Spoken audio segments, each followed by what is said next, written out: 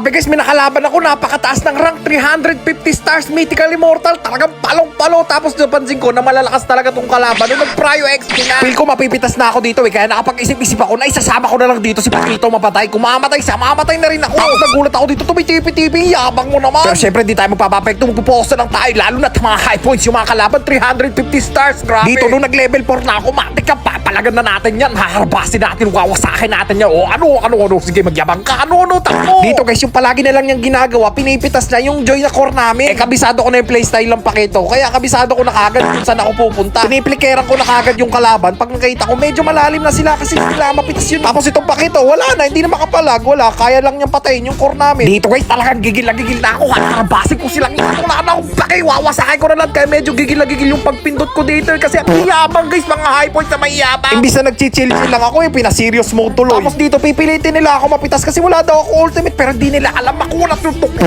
Wawasakin ko pa rin kayo. Ano, pero nice game guys, 350 stars. Victory!